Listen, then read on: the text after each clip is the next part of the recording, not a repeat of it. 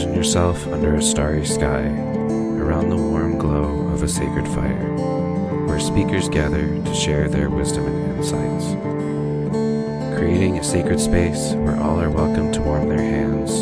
Here are your hosts, Sarenth Odinson, Snow, Cabra, and Emily Streaking Fate. Discuss spirituality, mythology, animism, and culture around a virtual sacred fire.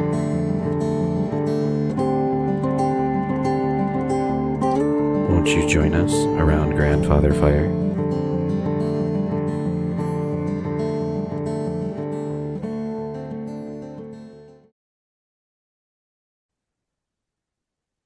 Hail to the Gnregen of fate.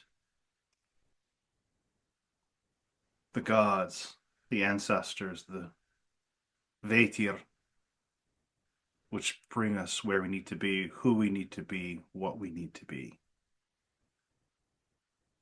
Hail to the holy ones who see fate woven and carved, spliced and twined. Hail to the holy ones who bring water from the well, who feed the tree, who cleanse the tree with good white soil and mud.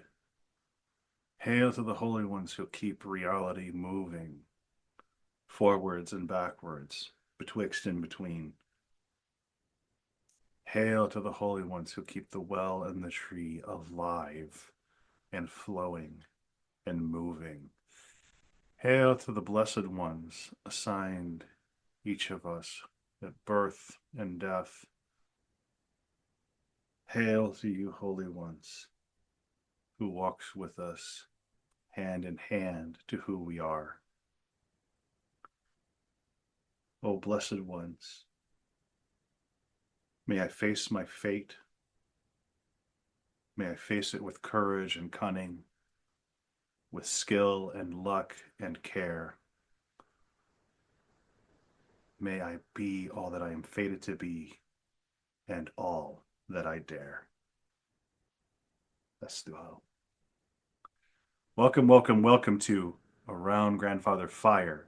This is episode 146 with my good friends and co-hosts Snow and Emily Streaking Fate.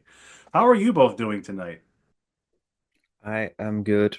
I was happy that I was not working today because we record on a Saturday, and that is good. Uh, yeah, mostly just been chilling, watching stuff and catching up on wrestling and watching rugby and yeah. How are you, Emily? I'm doing all right. Tired, but it's been a busy and exciting, I think first month, I guess now second month of the year that we're into. Um, did a big ritual last weekend and now preparing for a big ritual at Convocation in a couple of weeks. Trying to get over a cold. So if I sound a little off, that might be part of it. But I am on the healing end of that, thankfully. How about you, Saranth? I'm doing pretty good.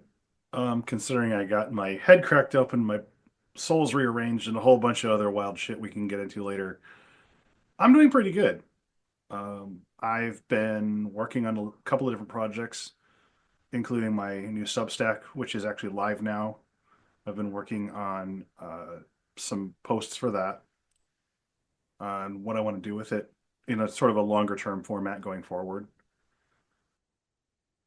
I'm looking forward to Convocation. I've got 2 workshops that I'm going to be leading with those, which is Talking with Trolls. That'll be on Thursday at 10:30 in the evening at present. These times are subject to change depending on the needs of the con. But at the moment, it's 10:30 on Thursday for Talking with Trolls. And then for my other workshop, it is 4:00 p.m. Friday, Mirth and Reverence panel discussion that I'm going to be part of. 11:30 that Friday is going to be our ritual that I'm doing with you, Emily, connecting with our ancestors. And then Sunday, at February the 23rd at 11 in the morning, I'm doing Heathen Mouth Magic. So I'm looking forward to all of that. Convocation is just something I look forward to every year. It's a working weekend. It's a fun weekend. It's a weekend of getting together with community and talking. And the workshops themselves are excellent, and sometimes the conversations you get to have in between are just as, if not more excellent or more vital than what you were doing at the workshops. So I love these things. I love going to con, and I'm looking forward to it.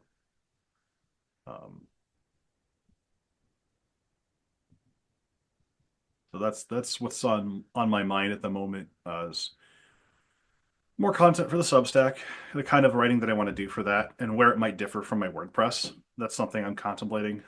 And I'm going to be launching my workshops through my Patreon come March.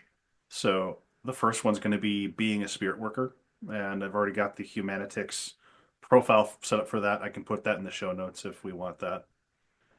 But yeah, that's got a bunch of irons in the fire, which are getting up to red hot temperature, but they're not there yet.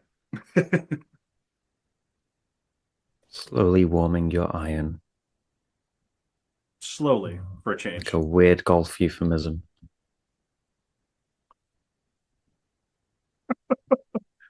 Sure, we'll go with that. Why not?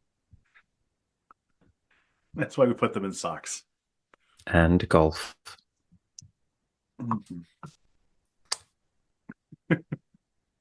So did you...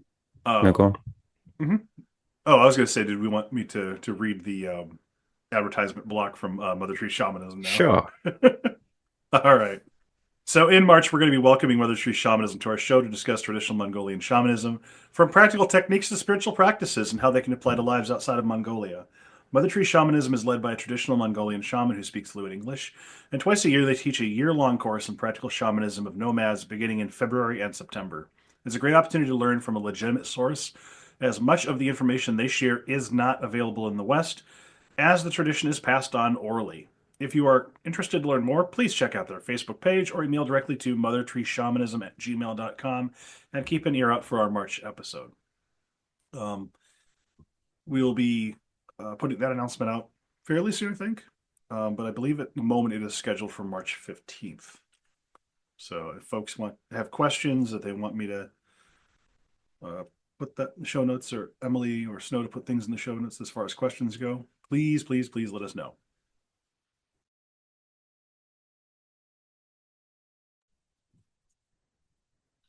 So did you want to... What happened with cracking your head open? Okay, so we can get into that. So welcome to 2025. Yeah, so a bit of backstory. About 2 years ago, I want to say almost 3 years ago now, we had a public ritual where myself and our producer Jason butchered a pig for a ritual feast.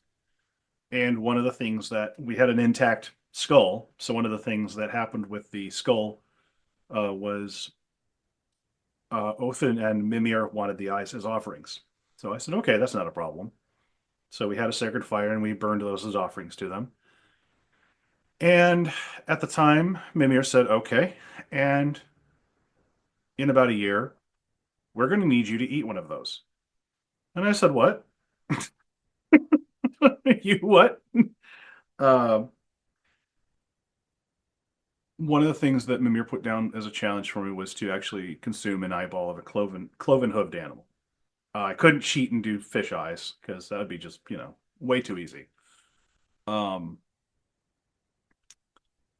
part of the point of it was, the kind of this bringing the offering into myself kind of a thing. But the other part of it was this is an initiation path that I was starting to walk and I didn't realize it at the time. And sometimes, polytheists get these weird, okay, do this thing. And you're like, okay, sure, why not? This is probably one of the weirder asks I've gotten over the years. And checked it out with divination. Went, okay, well, this is a genuine thing. This is not just my brain saying, hey, eat this. And I could either have it cooked or uncooked. They were fine with either one. But the point of it was to kind of mimic Mimir in his consumption of his um, nephew's eye in terms of plopping the eyeball into the Mimi's Brunner.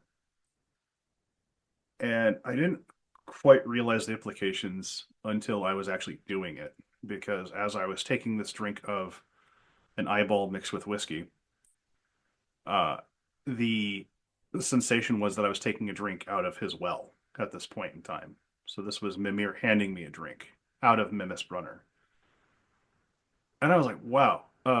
It took me a minute to recover from, because it was in the middle of yet another ritual where we had sacrificed. We had butchered a pig for the ritual and had barbecued its meat just like previous. And so I offered the first eye to the fire and I took out the other eye. To which my daughter delightfully pointed out, "Hey, Dad, are you going to swallow that thing?" And I was like, "Yes, sweetheart. Let's focus on what we're supposed to be doing in this sacred space, and we're supposed to be concentrating on the sacred fire, and Daddy's supposed to drink this thing."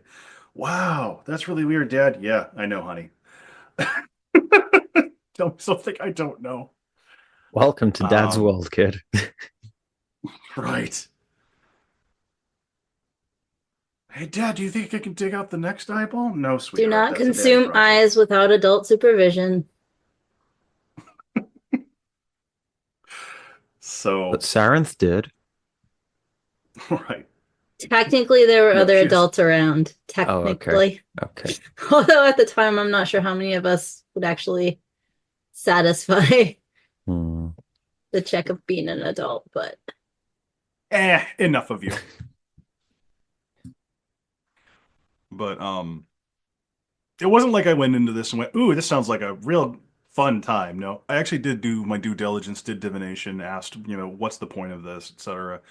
And came out the other side of it with a very kind of a vague notion, because sometimes when you're getting brought into certain spiritual practices, you're only supposed to know so much, because knowing too much kind of gets in the way of the experience. Like if I am intellectualizing it as I'm experiencing it, that's a problem.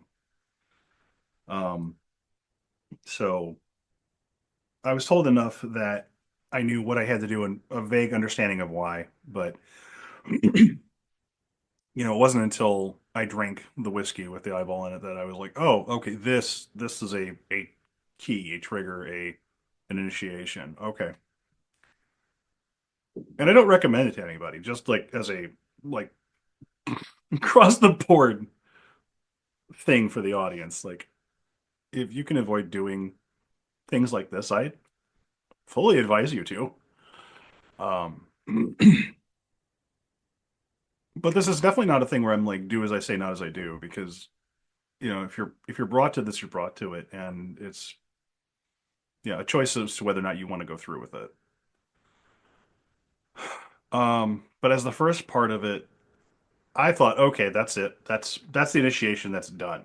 And then about a year or so back, I had a powerful experience with the Nornir coming forward in a trance state, and them explaining that no, this is like that was part one, and we've got part 2 and 3 that are going to hit you this year. And I said, okay. What's this mean? And it's part of a larger initiation cycle. It's part of some of it is like, it's hard to talk about in the middle of it, because I'm still experiencing some of it. Like I'm still experiencing the after effects of this ritual. I have yet to experience the next ritual. But from where I'm sitting, the point of having an initiation cycle with the 3 primary wells in the Old Norse stories is to bring yourself into alignment with each one of them and with the larger cycles of creation. I think for me, at least, there was significance in working backwards from a mythological time perspective, because you've got Mimisbrunner, which came after Earthabrunner, which came after Hvergelmir, which is the first well from which all waters are said to spring. And the point of going backwards in time is in part going back to those primordial roots and getting in cozy, like you might with another, say, initiation cycle. Like a lot of people will talk about doing the descent of Inanna. And the point of that is to get in touch with something really deep, really primal. And sometimes it's unutterable because if you haven't gone through the ritual, it's really hard to explain to somebody. Like you can talk about the outline of the ritual, but actually going through it, it sometimes hits upon those ineffable moments. But the broad strokes is that that's what the well rituals are there for, is to take you backwards and align you with primordial mythic time in a very visceral way. So last weekend was Um, the second in the course. It was Earthbrenner, and we had 10 people come over to help out for Sarenth yeah. to support Sarenth in that ritual. So do you know how long the course is? So yes. So the point was the start of this year and then the end of Hmm. this year is when it is. So at the end of this year in December probably is when I'm going to go into the Hervogamir and get a drink from that. And the point is that the spirits of these places give you the drink, I think, in part. And I'm going to be honest, I don't know yet what spirit is going to give me a drink out of that particular well, because we know Brunner obviously has Mimir, Brunner obviously has the Nornir, but I don't think that there is a god or spirit associated particularly with Hervogamir. And that'll be an experience. I emphasize that this is going to be experience because people might get different people who do this ritual cycle might get different gods or spirits who come forward in particular ways for them. Yeah, and divination and bargaining or discussion was very useful in making this a less dangerous ritual cycle than it could be. There was definitely still a danger level, but Mm-hmm. the bargaining and I think it's a useful thing that not everybody thinks of when they're asked to go through initiations by gods and spirits, is that you can ask for certain things to be shifted a bit depending on safety protocol and other things. And sometimes they're going to say yes, and sometimes they're going to say no, but it is definitely worth asking to see if there's a safer way. Yeah, because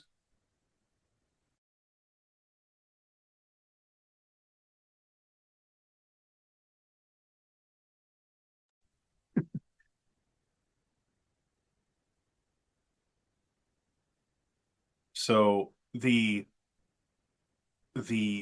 thing about going through this ritual is that, the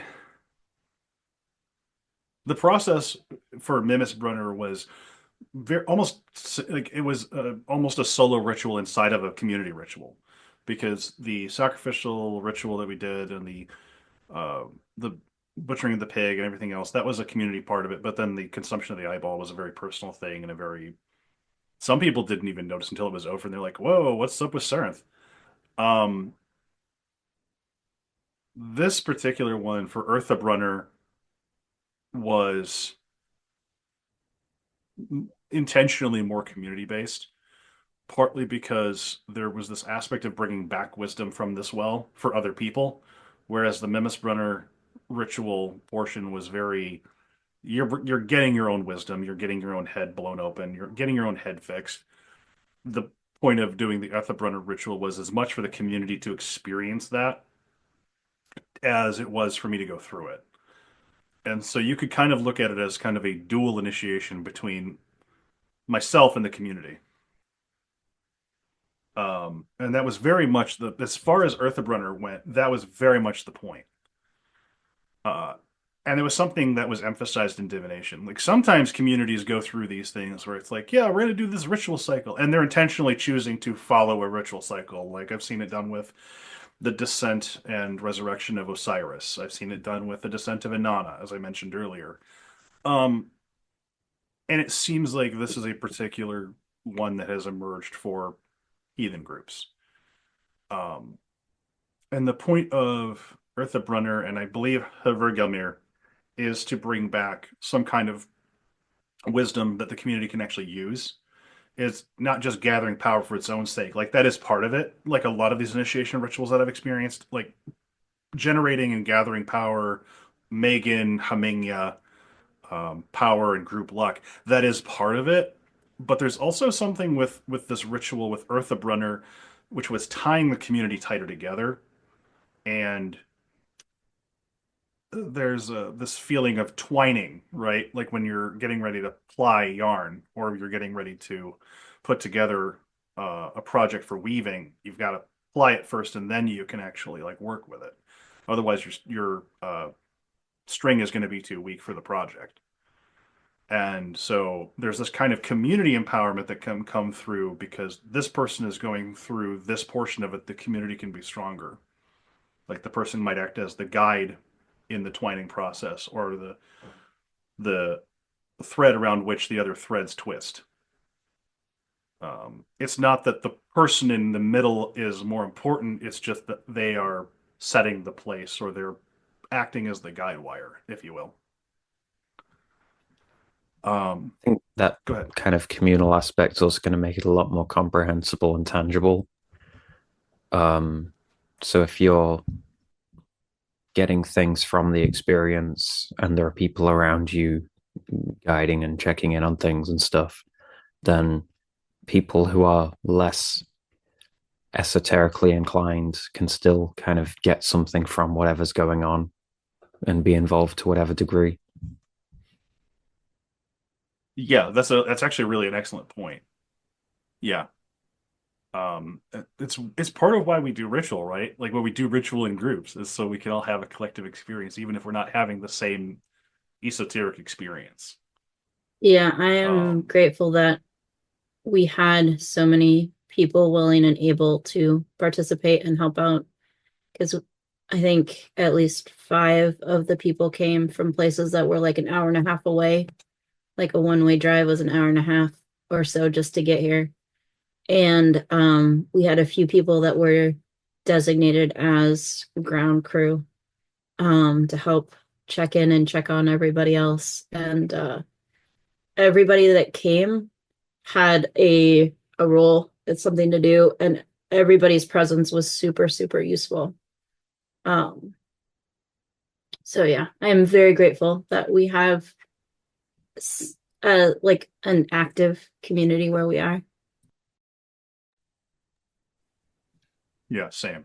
And part of the thing for people who were involved that I wasn't sure how things were going to turn out once I went through the initiation process, but coming out the other side of it, part of the point is to, as we experienced it, was to have a sit-down dialogue with the Nornir and ask questions if you had them. Through my body. It wasn't really a full-blown Sarenth is completely in the trunk possession ritual. It was I was kind of alongside, but I was kind of not. It was very interesting. To borrow a doctor who referenced wibbly wobbly timey wimey, I was present but not driving, if that makes sense. In which case, it helps that you've got all those people around helping it run smoothly, and you've got more checks than a Prague airport. Yeah, like having people who can check in, like who are we talking with, what are we doing, having ritual protocols in place so that people know their roles and how to interact, and having a lot of this stuff as much as you can for a mystical, powerful ritual nailed down ahead of time so that there's enough solid ground everybody can launch off of without everybody's brain scrambling when things get rough or real or challenging. I say that not really knowing precisely what was said during that portion of the ritual because I wasn't really there. And that is a blessing and a curse because like this crowd understands that if I'm in trance generally speaking, I'm not going to remember a fucking thing. But when I've done workshops otherwise where I've been in trance and I come out of it, I have people who will ask me, like, well, when you said this, I'm like, I don't know what you're talking about. That was, for one, it wasn't me. For two, that was when I was in trance, and I have no recollection. I have shit recollection to start with, and trance work makes it even worse. You're talking about a conversation we had an hour ago, and I'm looking for food because I've been doing work for the last hour, and we're having a conversation now. So I don't know, dog. It, It's one of those. I've slept since then. Right, right. well, and it was interesting because this is one of the few rituals I think that we started off with food because it was going to be such an intense ritual. And we had someone like monitoring Sarah's blood sugar during it. Because that was a thing. That's right. I forgot about that. Somebody was monitoring my blood So sugar. like initially it worked out so that like we had pizza and stuff for everybody beforehand, and I'm like, how is this gonna work? And I'm like, no, this is the right way because it's such an intense ritual that we need the food on the front end and on the back end. What was I thought was really neat was it was pointed out to me was my blood sugar went whoop up and then it went down into a steady state for the duration of the ritual, and then I think it went down again once we came out of it. And part of the reason that they're monitoring my blood sugar is lately my blood sugar has actually been really great. It's been in normal ranges, and my body is not used to normal range blood sugar because I spent a while uncontrolled, and so being in a controlled blood sugar state, because my body is used to being much higher than what it should be, it feels like I'm bottoming out. And a lot of the time I'm not actually. It's just, oh, this is what your blood sugar should be doing. So my body isn't quite used to it. But it's also been dipping lower than normal blood sugar. It has been going really kind of neat. low a lot more often than you're used to. So having somebody monitoring that was really helpful because there was a point where they needed to say, okay, we need to wrap this up and get some stuff into Sarenth to make sure that we stay in a safe range, which again is like safety and with these kinds of things is of primary importance. It's really nice that I have a continuous glucose monitor. This makes it a lot easier because you can just pull an app up on my phone and go, that's where he is. Okay, we're not in the danger zone. We don't need to have him pull the plug yet. And I wonder if this is something that the larger community as a dialogue could use talking with, because like when we talk about like ritual safety, like this is actually part of it. Like we're not just feeding you and getting you to drink stuff because it's good for grounding. It's also like your body is going to burn through so much more energy than what you think it will in an esoteric headspace. Because you're like, oh, I'm just sitting there and I'm lying there, or I'm just sitting there and I'm rocking back and forth for an hour. How bad could this be? And it's like, well, if you believe that there is material effects of spiritual significance on the body and vice versa, that your physical body can have a pull on your spirits, your souls, there's interplay there, and you need to account for that. Because if we hadn't, I would have been in deep shit. Because as it was, when I came out of the ritual, I was starting to dip towards low on my blood sugar scale. I'm like, cool, throw some pizza in him.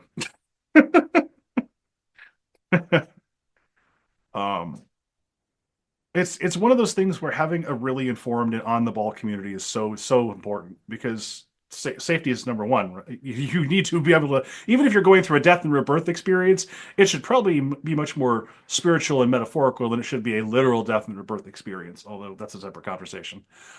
And this is one of the ways you make sure that the death component stays as much at bay as possible.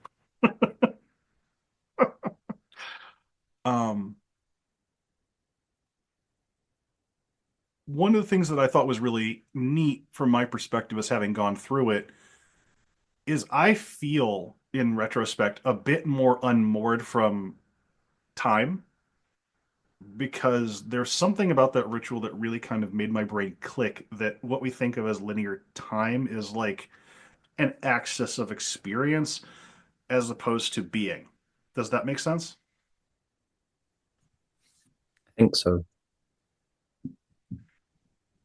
So it's something that I encountered with Karen Beck Peterson's book that Emily let me borrow, the Norns and Old Norse myth. I think it's Karen Beck Peterson, and it's her book on the Norns.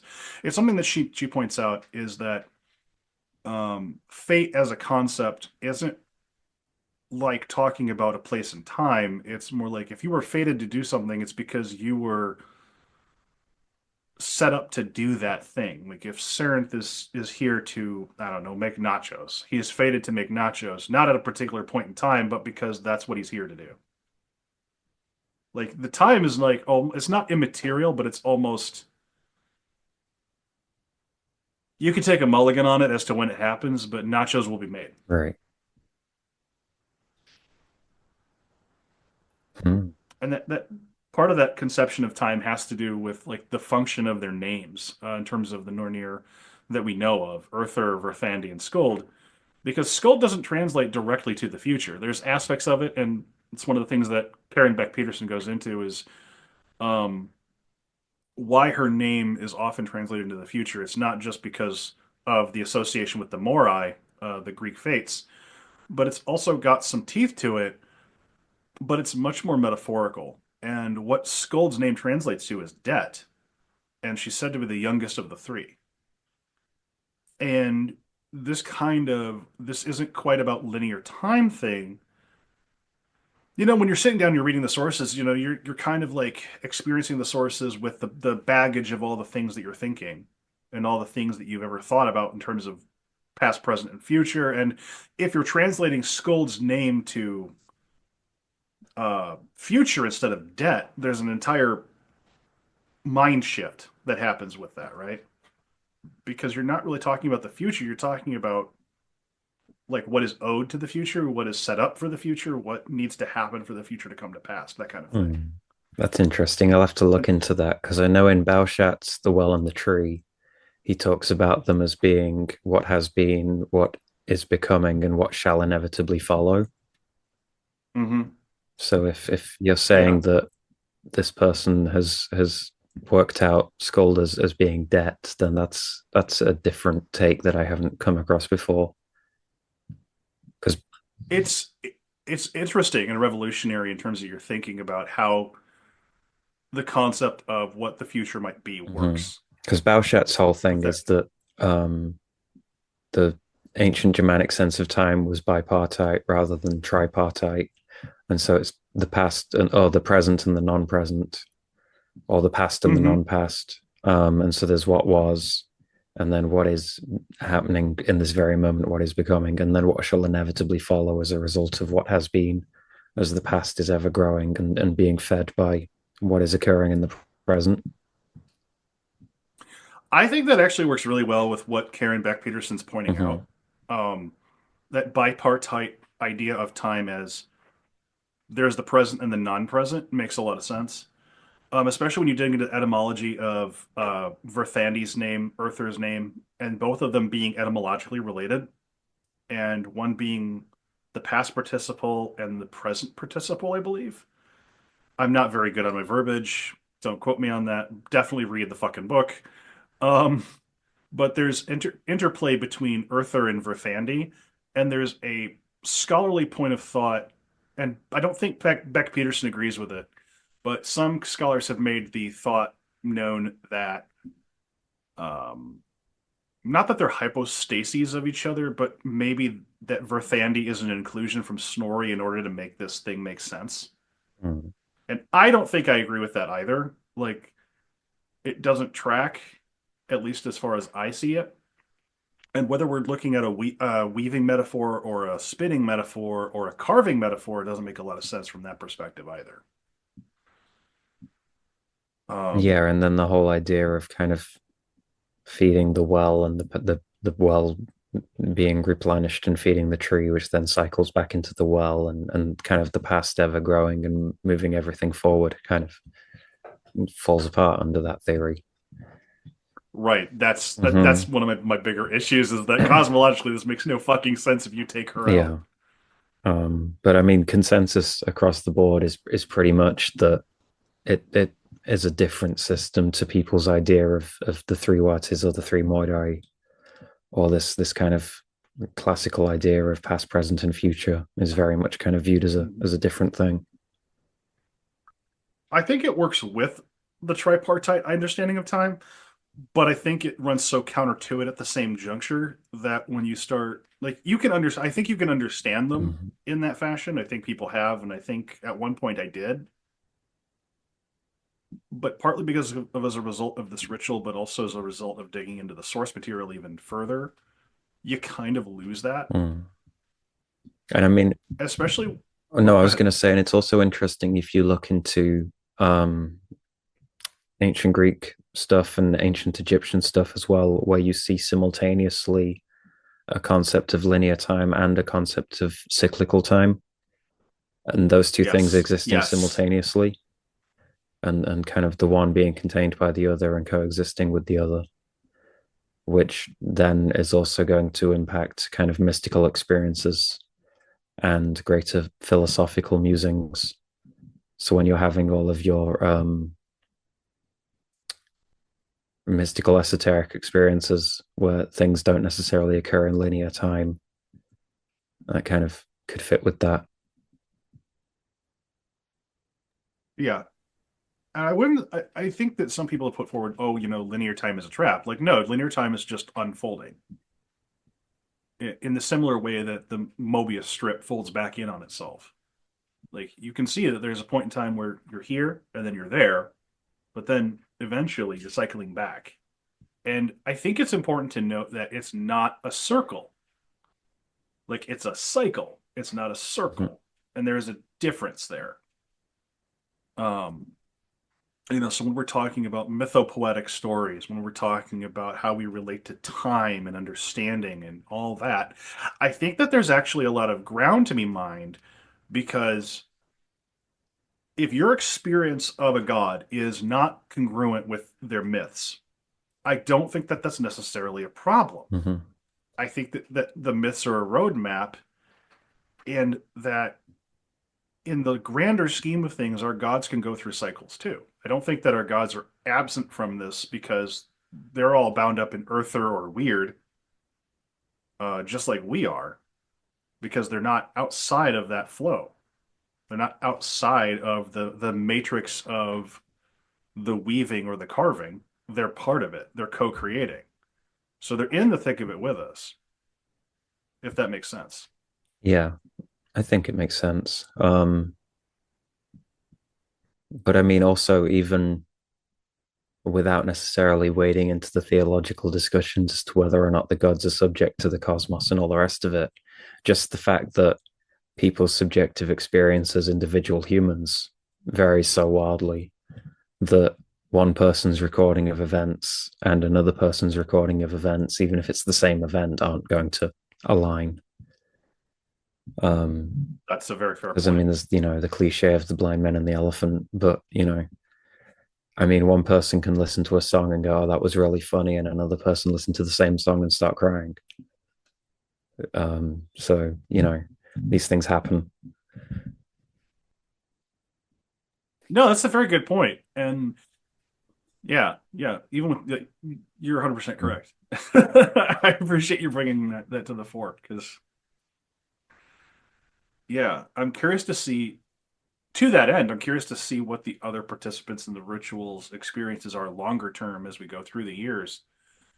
Partly because I'm going to have my experience of what it did to me and how I view things and what my understanding of things is. And they're going to have their own. And I'm really intensely curious to see how all these folks' experiences do or don't change as a result. I know that one of the things that happens for me is, like I said, my understanding of time is a little more on board now. I have to kind of remind myself where I'm at a little bit. My friend Cinti calls that anchoring. And sometimes it's literally just saying my name, my birth date, and what year it is, what day it is. There's this thing I've experienced where if I let my vision kind of slide a bit and go into a light trance, I can and it's much more easy with regards to things and time right now. And I don't know if this is going to be like a permanent fixture in my life or if this is going to change over time as I get used to this new feeling. But like if I look at an object and I focus on it for a little bit, it's actually interesting. I like looking at a bag of flour, I can actually watch the thing unwind from the milling process into the harvesting process back into the, it's almost like watching this thing in reverse on a loop. Like in terms of its process and life cycle and how it got to where it's at on my shelf. It's really interesting, odd, and a little disruptive, if I'll be honest. So I try my best to just tamp that down and not do that too much, because hence the anchoring exercises I'm doing. I'm falling into it a little more easy right now. And I'm not, like I said, I'm not sure if that's just a permanent fixture in my life now where I have to be more concerted about staying in this space-time, or if I'll just get used to it and it'll be something that passes. I don't know yet. I was just gonna say that during the initiation ritual itself, like you asked us to sing you back to your body initially. And so I think the anchoring process of you coming back and making sure and checking in on a regular basis I would not be surprised if that is a long-term thing. As like a way for you to be able to find your own chord. But the fact that we initially needed to sing you back, I think is relevant because of how far out you were, and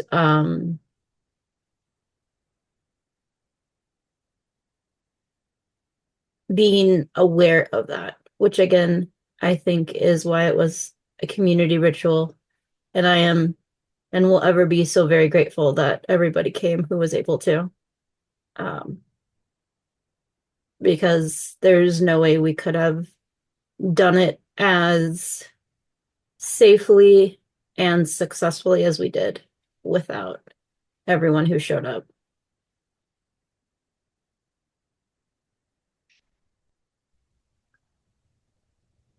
I think in a way, esoteric experiences are a lot like abstract art in that they're not for everybody and they're not meant to be for everybody. And the creator's not going to tell you what your interpretation ought to be. And everyone who tries to experience it comes away with something different anyways. And I say that realizing we spent over half an hour discussing Sarent's esoteric experiences here, but the point still stands that it's not going to be for everybody, and plenty of people either looking at Sarenth, or plenty of people, if they had a similar experience, might just leave confused or angry or laughing or whatever kind of reactionary shock that they're experiencing. Whilst for other people, that might be exactly what they're seeking or exactly what they need in that moment. Yeah, I really want to emphasize, like, my experience with this ritual may or may not be unique, but it's my experience, and it doesn't make me inherently better or worse than anybody else. As a pagan, a heathen, an occultist, a magically inclined person, it doesn't make me better. It's just this is what I'm doing. Like it doesn't confer on me anything in terms of I'm more holy or whatever. It's the experiences that I was asked to go through and the experiences that my community helped me go through, and that the things that I brought back from that experience were relevant and helpful to the community. It doesn't say anything about good or ill for other communities for whom that is a bridge too far, or this is just too fucking weird. Like, that's totally fine. I like really want to emphasize that if this is not your cup of tea, that is absolutely fine. It makes me think, because obviously he died a couple of weeks ago, but David Lynch famously said that ideas were like getting jigsaw pieces from another room, and all the pieces you get don't necessarily all go together in the same place and don't necessarily all connect to each other, and you just have to keep going and trying to figure out what the end picture is. Yeah, can you talk like okay, so I'm not really big on David Lynch. Can you explain a little bit about who David Lynch was and his impact on you? Because it sounds like he's had a pretty profound impact. Sure. So, I mean, I won't go right the way back to, well, he was from Montana and was an Eagle Scout. But he was a kind of author of cinema and made films. He also did lots of visual art. He painted and things, and also made music. But he was very much a sort of experimental artist, avant-garde artist, and made interesting, weird, abstract films. People might know his version of the film Dune with Kyle MacLachlan and Sting and Patrick Stewart in it, which, even though his name is on it, by all accounts, he had pretty much very little to do with the final product because of studio interference in one thing and another. So beyond that, people might know of Twin Peaks, the TV show, or they might know of Blue Velvet or Wild at Heart or Lost Highway. And I think the soundtrack to Lost Highway was reissued on vinyl a couple of years back when the big vinyl resurgence was really peaking, because the soundtrack to that had like Nine Inch Nails and Rammstein and all kinds of crazy stuff on it like that.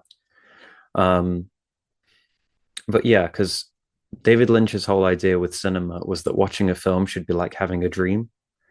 And so for him, the perfect kind of viewing experience for a film was to be in a silent room, a dark room, and there's just a big screen in front of you.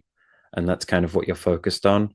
So it's like going to sleep and having a dream and just watching this play out.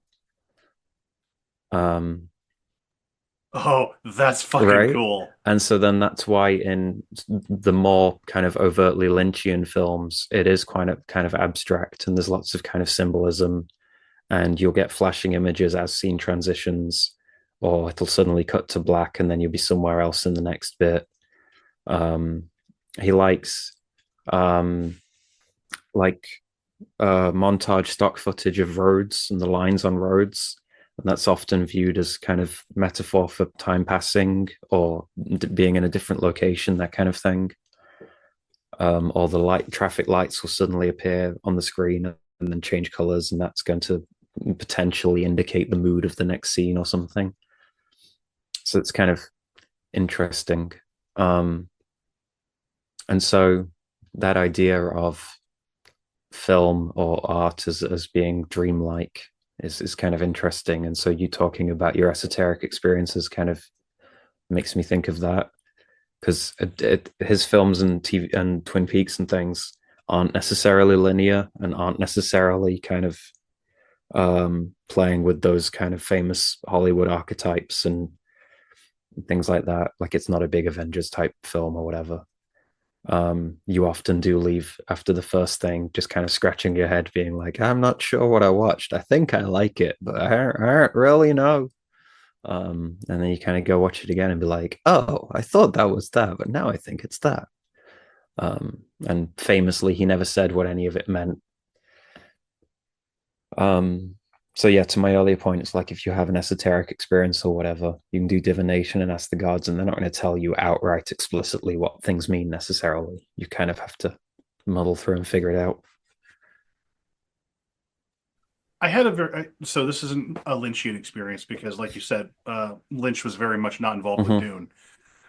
The kind of vibe that you're talking about, though, I got from watching the movie Koyaanisq Stasi, where it's a lot of apocalyptic imagery spliced together with various celebrities talking either over it or in front of the camera, and just the very almost fever dream quality. Okay. And it's really fucking weird, and it's a trip. It really, like, I haven't done drugs, but I hear tell that Koyaanisq Stasi and films like it are very similar. And it sounds very, very Lynchian in that dreamlike, hypnagogic kind of state. Yeah. And because I mean, like, everything. The famous Chilean director Alejandro Jodorowsky made kind of weird kind of vaguely psychedelic abstract films in the 60s with El Topo and The Holy Mountain, which I think came up when we had Reverend Eric on the show briefly. Hmm. Um, and there's loads and loads of overt religious symbolism in those very abstract films. Um, but even things like Wes Anderson films can be full of symbolism and metaphors and things. And the way that Wes Anderson, like his sets are almost very Stanley Kubrick like, in that everything is very precise and measured out. And there's a reason for everything you see in the background. And you're supposed to get something from all of it, even if it's not necessarily in your face. So things like, is it the Grand Budapest Hotel? Yeah, was Anderson, or Fantastic Mr. Fox, or was it Asteroid City? Was the recent one? Yeah, I'm actually looking up Yeah. his film career. Bottle Rocket was his first Hmm. film. Rushmore, The Royal Tenenbaums, The Life Aquatic with Steve Zissou, The Darjeeling Hmm. Limited. Um, he also did Hotel Chevalier, which is set in Paris. It's a prologue to Darjeeling Limited. Moonrise Kingdom, which I saw and I thought was fantastic. Um, the Grand Budapest Hotel. I've seen bits and pieces of it. I need to actually sit down and dedicatedly sit down and That's a watch good it. film. But yeah, I definitely agree because like one of the things like that I've gotten into lately is looking at synopsis and breakdowns of stuff. Like I've seen Stanley Kubrick's The Shining, so I know what you mean when you talk about like literally everything has a fucking Hmm. purpose. And Wes Anderson is kind of in this mold too. And from what I gather, this is also a Lynchian thing, where everything has some kind of symbolic or literal purpose to the story. And I love that. I as a writer, as somebody who enjoys cinema, I may not be very like dedicatedly studied on cinema like other folks are, but it's one of those things where I love it when writers do that, where it's like, yes, the curtains are blue. They are literally blue, and they're also blue for Yeah. symbolic reasons. Because I mean, the interesting thing that I always found about film is that it's kind of all the arts in one package. Because you have music, you have you have painting, you have visual art, you have costume and fashion, you have the writing and the script, you have the acting and the dialogue. Like it is literally all of the arts in one package that you get. And so then Hmm. the range of things that you could express in that medium theoretically ought to be kind of limitless accordingly. And so then from that angle, you can kind of see why people who are into all their kind of art house films and indie films and things get so kind of cynical and fed up with the latest Disney blockbusters and whatever, because it's so kind of lacking in all of that. Um, but yeah, because latter day Stanley Kubrick kind of, I would say, inspired that Wes Anderson thing of like people talk about how Kubrick like demanded all of his sets be a particular way and everything had to be particular shades of particular colors and all the lines have to be like this and everything is symmetrical and so on. Um, and I mean, in all those films as well, kind of circling back, like latter day Kubrick films or Wes Anderson films or David Lynch films or even Jim Jarmusch's films, um, they're very unnatural. Because like Mm. even the kind of quote unquote normal parts where it is just kind of people having a conversation, the fact that those bits seem so normal kind of stand out, and it can often seem very stilted or very wooden or very hyper realistic or very uncanny valley. Um, and so again, that kind of harkens back to that point on it being sort of like an almost esoteric experience or like a vision or like a dream. So actually, this kind of coincides where I think the intersection with theater and with not only acting but all of the stuff that you've mentioned with regards to movies, I think also applies very much to Mm-hmm. theater. Um, and I think that there's the added component with theater, especially for theatrical productions that intentionally include audience participation. Right. There's a dimensionality to theater that you literally cannot have with Mm-hmm. movies. You can't have when we did Antigone, the opening scene had us filing soldiers into the uh the theater from the back and having them come up onto the stage. When we did Women of Troy, the Trojan horse opened up and became the backdrop for the set. And the costuming for that particular production, and mind you, these are high school productions, but I remember them very fondly because they followed a lot of the same principles you find in professional theater troops and university theater troops, where the symbolism might be very subtle or very heavy-handed. In our case, it was a direct commentary with the Women of Troy on the Rwandan genocide, so we had military fatigues on. I was playing Agamemnon, and he's a fun villain to play, but when I started looking into the Rwandan genocide, because our director had us go look at the source material for why we were making the points we were making, I went, oh, we're gonna start some shit because of the way that the audience is actually participating in the story. You're seeing the horse open up and we're marching out of it. Yeah. With a barbed wire fence behind us. And I know in particularly with actors, people talk about there being a generation divide with actors, and the divide is those who started in theatre and those who got to go straight to TV or film. Because in TV and film, detail and subtlety are really possible because the camera can be right up really close, which then puts the audience really, really close. Whereas in theatre, that's impossible. But you can have an interaction in theatre, and you can deliberately decide to pause things in theatre and make seconds last for an eternity as a conscious decision as an actor. But to your point, you can feed off the audience in that very moment. You can have the actors in the audience. You could have the audience on the stage. You can position things differently around the stage. But everything is much bigger on a stage, whereas everything is much smaller on a screen because their camera can get up close and zoom right in. And so people talk about that being the kind of divide as to where, just the first example I can think of off the top of my head, the original series and Next Gen of Star Trek, the actors were all theatre actors. Voyager, Deep Space Nine, Voyager and Enterprise, they weren't. Right. And it kind of shows in how all the actors are approaching the scripts that they're getting, how the actors are or are not interpreting things themselves versus taking what production are telling them, and all those kinds of things. And so then this is sort of,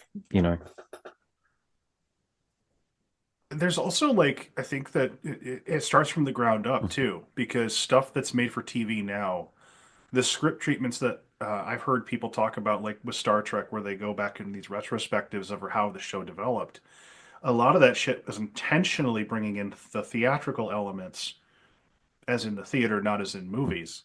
And to a certain degree, it was like, we have a very limited budget. What's in the back lot today?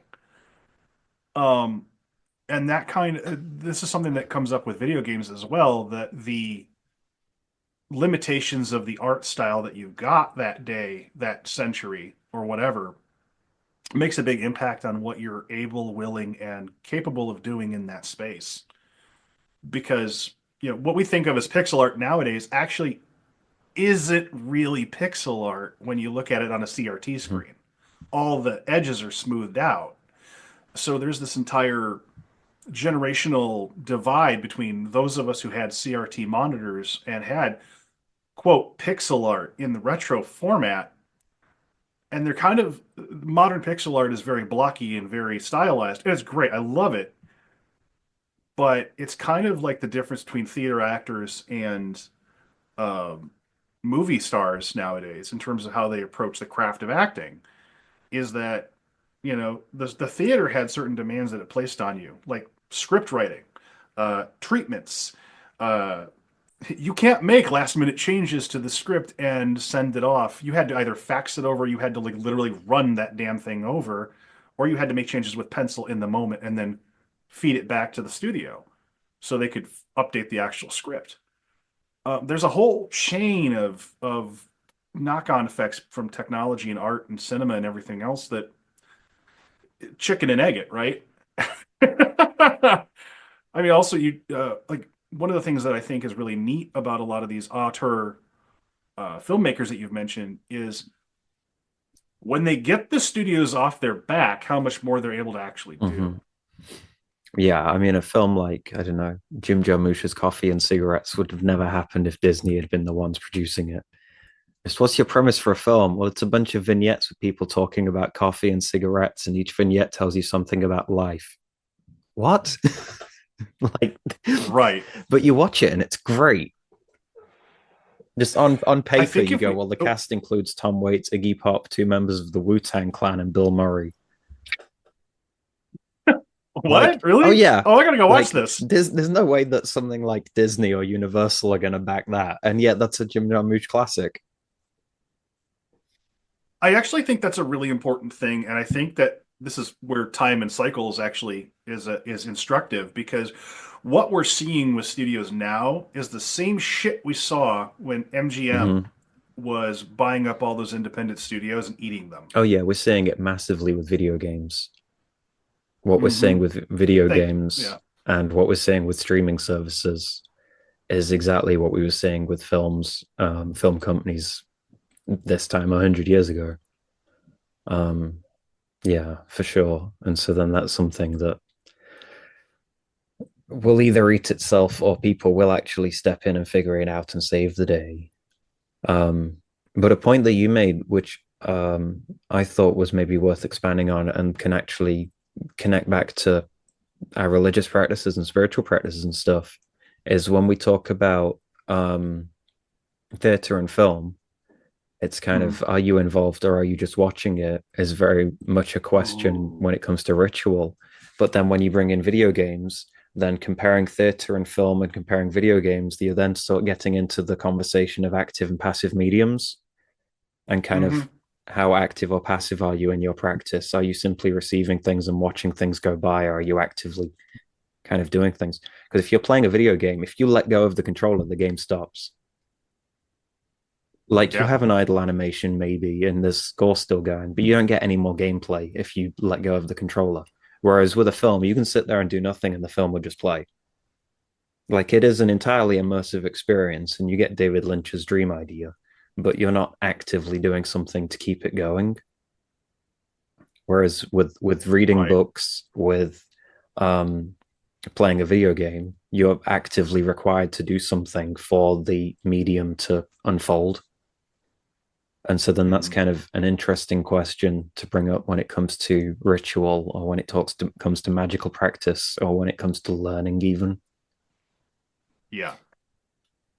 Oh, you hit on something I really enjoy about video games as a medium.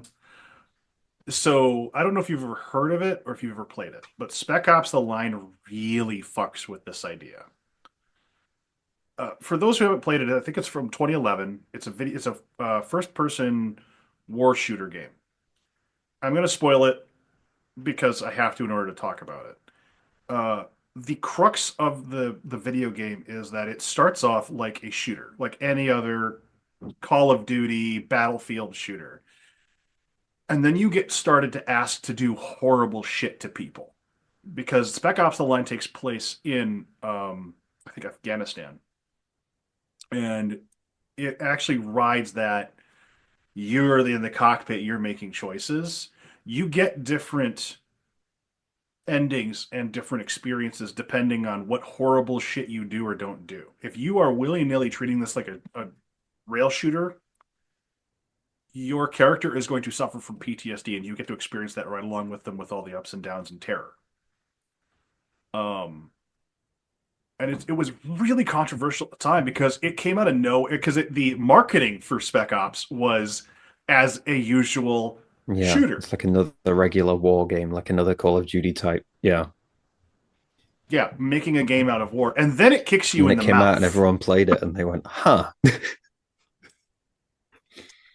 And all of gaming for a moment had a moment to pause and consider, wow, the media I'm consuming has something to say, and it just decked me in the balls and smacked me in the face. This Call of Duty type shooter shouldn't feel like it's comparable to the Stanley Parable or to Disco Elysium or, Right. And I love it when games intentionally fuck with that sense of perception. I think the first video game that I experienced that with was Earthbound, because you actually put your name in as part of the character creation process at one point. No, it's not during the character creation, I don't think. It's actually like halfway through the game. Anyway, you get personally involved in it. Like you the player, is personally named if you put your name into it. And yeah, you're right. Like there's an experiential portion of video games, of certain forms of art that align very well with our understanding of religion. Like if you put down the controller, are you actually participating anymore? And are you just following the linear path and going, yep, got this, got this, got this, got this? Or are you actually kind of diving in and exploring the world and seeing what's under every rock and in every tree? And are you smashing all the boxes in case they're holding something and rolling into all the vases just in case? I mean, I can't go back to that fucking pottery shop anymore. Since I played Legend of Zelda, it's Like a bull in a china shop. Saren's got banned from the mead store. Another. Watching movies is very passive, but I think the active component there is in having the power to select, which is why, like, I don't know if I've watched any of David Lynch's films, but I do try to include like some foreign films and some indie films when I watch movies, because I think that diversity is useful in getting our minds off its regular bearing, like muscle memory. You drive to work 100 times, like you don't even have to think about it. If you watch movies made by the same people for the same culture, for the same storyline, you don't even have to think about it. So making the active choice to choose things that will get you thinking, or that will take you down a path that you're not used to, I think is part of the active part of watching a movie. And I think the other active part is whether you do anything afterwards, as far as does that movie stimulate you to research a topic or write a poem or create a piece of art yourself. And not every movie is going to do that, or even just have a conversation. But I do think those are maybe the hidden active aspects of watching a movie. But I think if you don't cultivate a diversity of input, then you're not going to get a whole lot on the output side. I mean, it's that whole idea of how do you define art? And if we're defining art as kind of the expression of a thought or an emotion, then are you receiving that thought or emotion? And then what are you doing with it? Like, do you take it in and then just let it go and carry on with your day? In which case, was it a worthwhile endeavor? Or does it change you? Or does it change how you then do the next thing? Or how you perceive something? Or your understanding of a given thing? I think one of the things that I find most interesting when contemplating what art is how surrounded we are by art in all its various forms, much more so now than we ever used to be. You have to be much more functionally literate than previous generations with, maybe not functionally literate. That's maybe not quite the thing I'm going for. But if you want to parse anything below a surface level interpretation of things, you have to have a working knowledge of several systems all operating at once. If you're not just going to merely respond or merely take in, and I know that merely is doing a lot of heavy lifting, but I think part of it is the convenience and technology involved with producing art.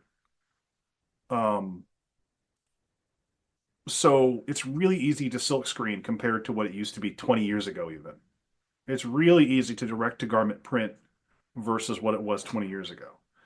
When I was coming up in college doing graphic communication, you had to put some time, effort, and money into getting a silk screener, but then the world was your oyster. You could do damn near anything with the silk screener. Well, and I think Previous to that, oh, sorry, no, go go ahead. ahead, finish. The previous to that, you had to go through this whole process of getting designs approved, of having access to a distributor and all this other stuff. Whereas you could now effectively do all of this here. If I want to make an independent piece of art and slap it on a t-shirt or a coat or whatever, it's much more easy to do nowadays than it was, previous. And the quality of that art just depends on my craft and my layering of symbolism and all that other stuff that goes into making something.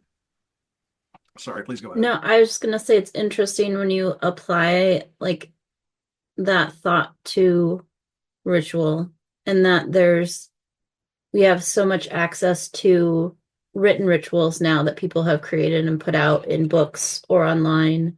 There is some access to public rituals, and you decide if you want to attend, if you're able to, whether it's an online public ritual or in person.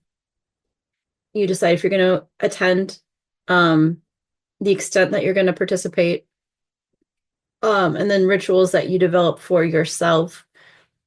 Are you starting from base one and crafting it? Are you using like the skeleton of something that you've learned from someone else? How much are you creating? How much are you borrowing? And what are you looking to get out of it? Attending public ritual, you might just be looking to get out a feeling of community. You might be looking to go through some sort of transcendental experience. You might be looking to, I don't know, get something else. But it's interesting in that are you looking for something different with your spirituality? Are you looking for the same kind of feeling over and over again? Are you looking to like what ways are you looking to expand? Are you not looking to expand? Are you just looking to root and for stability? Just some interesting questions to ask yourself when you're looking at your spiritual life and the kinds of rituals that you might want to do or engage in, create, or attend versus not. Because there's definitely times where I think we're overloaded with other things, and not going to the ritual is the right choice, not attending the ritual just for your own self-care and healing. Yeah, I mean, I think for as many different reasons people might seek out a piece of art in whatever medium or format, you probably get just as many reasons as to why people seek out religion or spirituality. And, for some people, it is the communal aspect. And for some people, it is, something higher or something more personal or something deeper or whatever. And so it's just kind of allowing for all those different things. But I mean, I suppose to kind of staple together points each of you have just kind of made in the last couple of minutes, you kind of need for both art and for religion and spirituality, you kind of need that privilege to take a moment and have the time to think about it and have the time to stop and have the time to seek things out or do things differently and have the resources to be able to do so, which not everyone feels able to do, whether they are or not. Because many people kind of digest the art or the media that's put before them readily without necessarily feeling that they have the ability to look for alternatives, in much the same way people often just kind of take their religious views or philosophical views or spiritual practices that are kind of thrust upon them without necessarily feeling like they are capable of looking for alternatives and stuff. But I mean, we and presumably most of our audience are the people who look for the alternatives. So I think it's important to note too that there's nothing wrong with liking the equivalent of McDonald's or Marvel or the like, whether it's regards to your media intake or to your rituals in a more metaphoric sense. Like if the thing that brings you pleasure and brings you connection with the gods is very simple, very down to earth ritual, there's nothing wrong with that. But there is a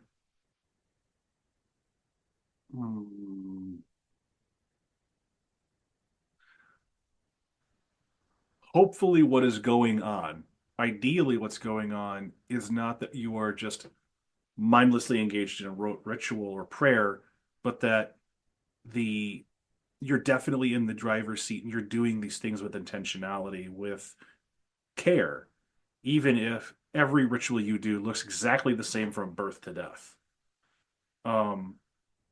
Because the thing about art, the thing about life is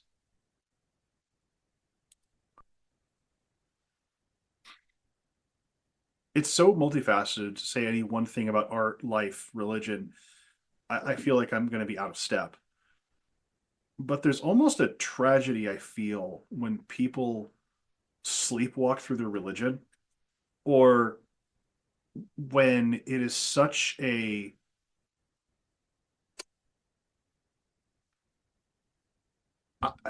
I kind of hold to the philosophy that like everything deserves some kind of contemplation, even if you're not going to think about it for a long time. Um, like I'll step in and defend Marvel movies. Like some of them are absolute fucking trash, but some of them are actually really deep and great. And one of the things that I look for are hidden symbolism. Like one of the things that I'll think about would be like Black Panther, or why Kenneth Branagh shot Thor the way he did. And Thor wasn't one of my favorite Marvel movies, but I could definitely see the theatrical influences that Branagh brought to it. Whatever you think of Branagh as a director. I mean, the thought that I've given to pro wrestling is probably more than others might consider possible or feasible. I was gonna say there's also no shame in liking trash movies. Clan B from Outer Space is a thing. God, what was that horrible movie you had me sit down and watch? Yeah. Was it Panther Man? Oh, Puma Man.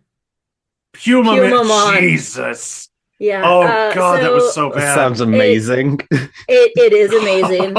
It is amazing, and I highly recommend. Anybody who's interested, I can give you a list of amazing and horrible movies to watch. Do you watch Red Letter Media on YouTube? Do you watch Red Letter Media on YouTube? No. So Red Letter Media, it's these guys out of Milwaukee. And they have a YouTube channel. They blew up years ago because of their sort of reviews of the Star Wars prequels when they were coming out.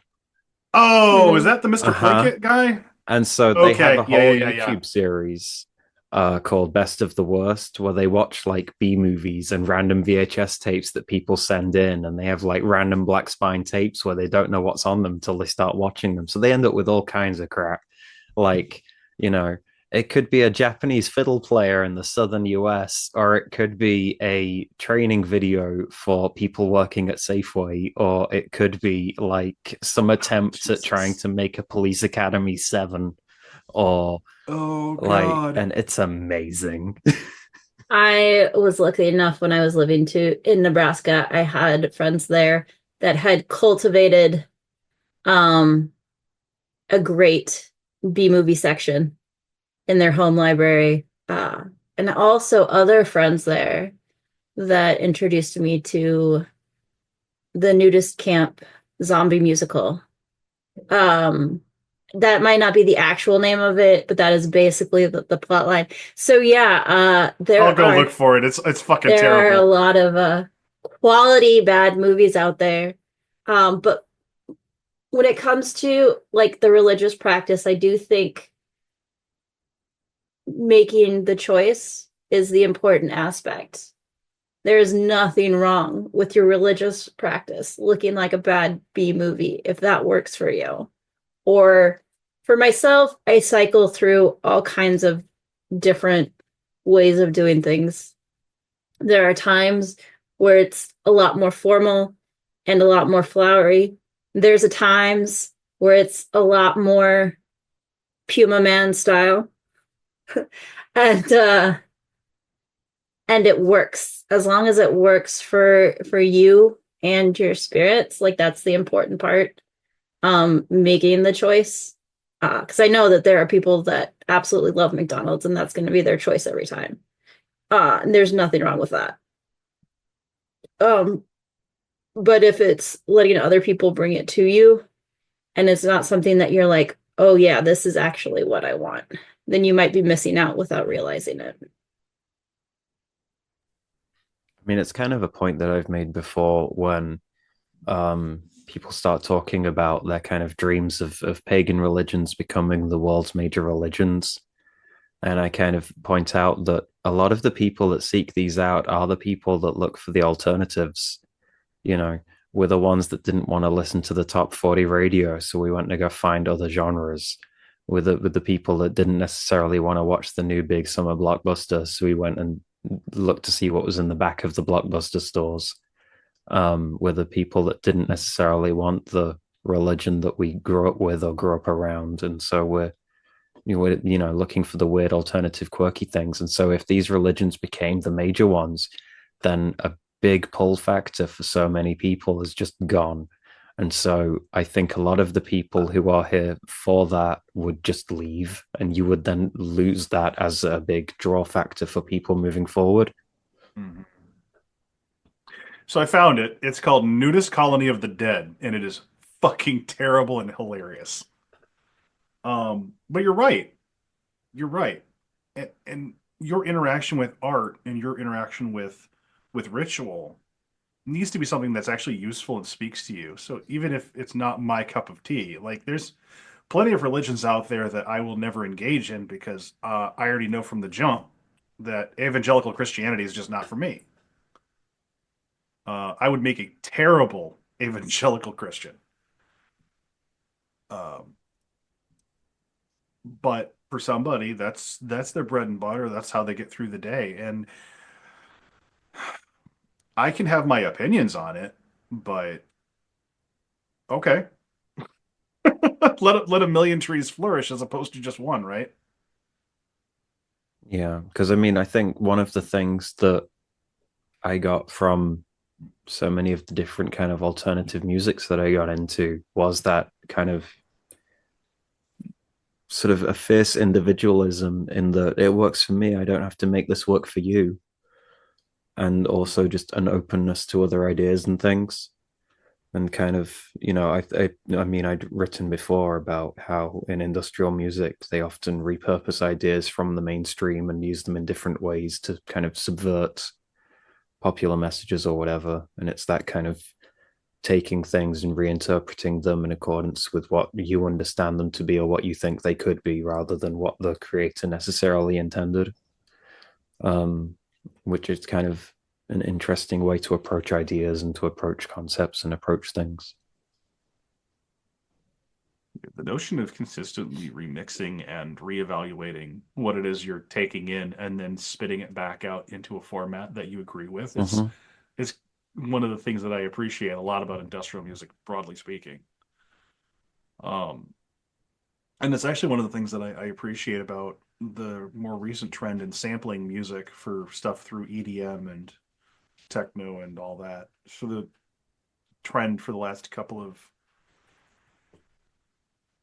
I don't know, like it's interesting when we went from like dubstep, which was like walls of noise, to sampling of this music, that music, this music, and some of the stuff that we saw come out of, like, especially during COVID with some of the TikTok channels I would watch, would be these guys would splice together shit from just random videos and make a really freaking great music. Someone will let Sarenth know there's about 30, 40 odd years of hip hop prior to when he's talking about. Oh, no, absolutely. Absolutely. Like, and that was one of the things that actually. Yeah. I'm getting there. I'm getting there. It was actually one of the things that non-linearly. Yeah. No, I mean, I'm genuinely. Yeah. My introduction to the splicing and the techniques and all that was through. I had to work my way backwards. because there was entire genres of music that I didn't realize did this before some of my like really beloved like I'm a huge fan of Daft Punk, and I didn't realize the stuff that they were sampling, the stuff that they were on the shoulders of giants, and I didn't realize that till they and others started talking about that. Because then it's kind of the question of, in your paganism, if you're going to sample Christian ideas, how are you using them? How are they serving you? Are you just taking them as they are and giving them back exactly as they are? In which case, how have you made them pagan, or how have you made them fit into your paganism? Or if you are going to do something with them, is that necessarily the raw material that you ought to be working with? Are other options out there and available? Yeah, I mean, we see this all the time in pagan religions. Like, oh well, this concept is definitely a Christian idea, and it's like, no. If you actually like look etymologically speaking, if you look at the history of what this thing, like sprinkling with water. Like sprinkling with water is a classic. Oh, well, that's a Christian baptism. Yes. And also, it was noted in this particular I had the source in my head and it blanked. But blessing a baby with water to invite it into the clan and to make it one of the people is a very, very fucking old ceremony. Like, to a certain degree, like, are you reinventing the wheel, or are you just reduxing something that's been reduxed a million times over? And it doesn't make it look you're doing necessarily bad. Just are you doing it with the understanding? Yes. Are you remaking the Hidden Fortress, or are you turning the Hidden Fortress into Star Wars? Right.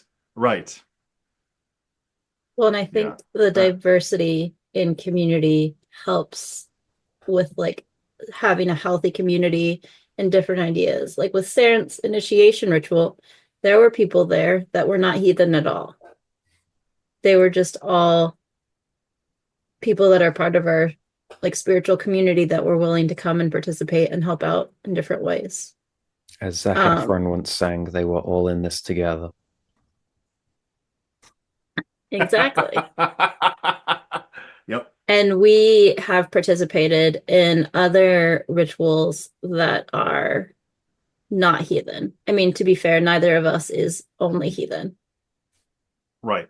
But participating in rituals that are outside of our normal purview, I think helps us grow. And I appreciate that paganism allows that. I also think like looking at different religions and learning from different religions is a fascinating thing too. And if there was not that diversity of religions, not just pagan religions, but non-pagan religions as well, we would be missing out. Honestly, it would be kind of like me watching nothing but Hallmark movies for the rest of my life. Why would you do that to yourself? Your father? That's what your dad does. I know. Be nice. No, no, I fucking hate Hallmark Channel, but I recognize that it brings him happiness. While I recognize that it brings him happiness, it makes my fucking teeth itch. There's just going to be some ritual formats in some art that I can't abide because it just grates my soul for whatever reason. And it doesn't even necessarily have to be soul grating. It just has to be mildly annoying enough to keep me away. Yeah. So. Well, and I think that's the truth that not everything is for everyone. Just like Absolutely. Not every initiation ceremony is for everyone. Not every ritual is for everyone. Not every religion is for everyone. Mm-hmm. It's like So I was going to say, it's just like we said on a recent episode, it can be for anyone, but it can't be for everyone. Right. Because when you start doing that, you start losing the distinction between genres of music, genres of film, and you're making soup, which is fine if your plan is to make fucking soup. But you actually need to have like some components to make it a soup too. Otherwise, you're just throwing shit in a pot. Well, just and not hoping. Sorry. Go ahead. Sorry. I just feel very strongly about the fact that not everything goes together. And it's okay to say this thing is not for me, or I am not for this thing. Mm-hmm. As human-shaped people, we only have a certain amount of like time and energy anyways. So we couldn't even do all the things if we wanted to. But I also don't think that if we tried to do all of the things, it would work out well. So I think just we're not suited to certain things that other people might be better suited towards, and vice versa. And again, that's the diversity that allows for healthy growth and expansion. Yeah, and I think there's something to be said for distinct categories and being able to recognize what you're looking at and all this other stuff. I actually think that that ties in like really broadly to how spirituality and magic things in pop media can be approached. Because once you've discerned or drilled down, like this is the thing, this is what it does, this is its function in this medium, then you can start to really play with ideas, right? And like you've mentioned before about how Lynch intentionally brings in these hypnagogic states. Well, then you get other directors who will be like, this is a straight-laced A to B story. There is no fluff, no bullshit.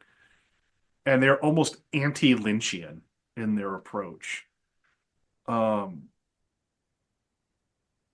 I think that the interplay between how we as religious people approach these kinds of art and magic and things, I don't know. It was when you first brought this topic up, it was like, ooh, this is a really neat corridor of thought, and I'd love to go down it with you.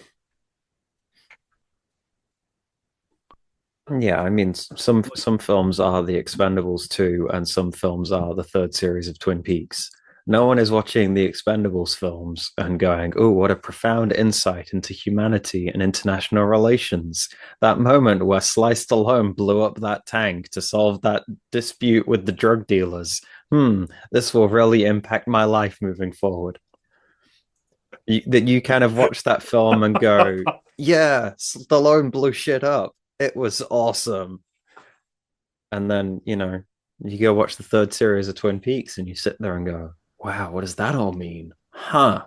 Well, if that's that, and maybe that goes back to that, and oh, maybe it's non-linear. And oh, well, what if that and then that? And then we went back to when Bowie was in the film. And then, and you kind of get the same thing with religious experiences where it's like you can do a ritual and go, yeah, it was fun, and we were all in a room together and we poured the offerings and it was awesome. Like Stallone blew up the tank. It was awesome. And we all sat in the cinema and wanted to cheer. It was awesome. And then you also get moments where it's like, yeah, we're looking at this passage and we're all kind of scratching our heads and we each think it means something different, and that's perfectly fine.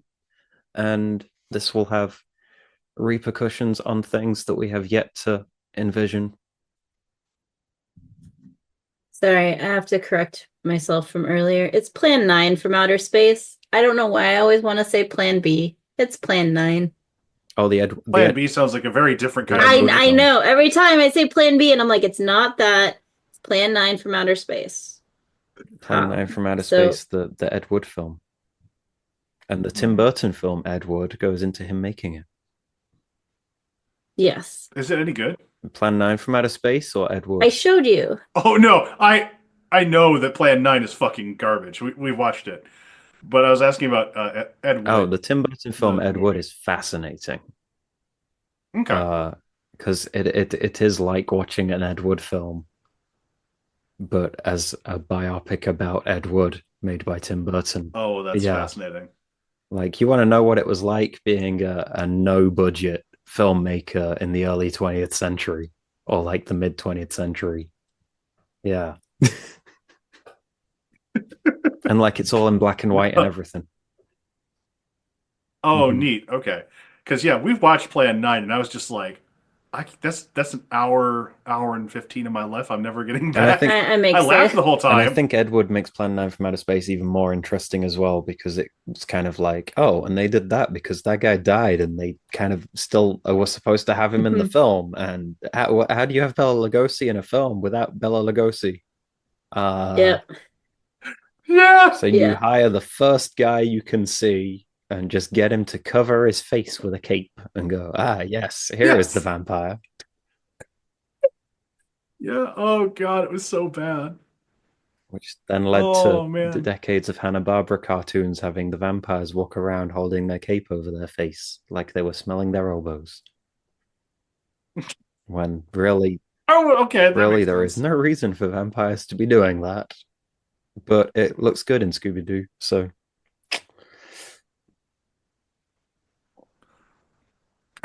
but yes, I some guess. some Oh, some sorry. ritual and religious community moments are like when Superman saves the day and Christopher Reeve flies around the earth and saves Lois Lane, and it is wonderful, and everyone in the cinema cheers, just like everyone in the room doing the ritual clinks horns and drinks mead and has a wonderful time.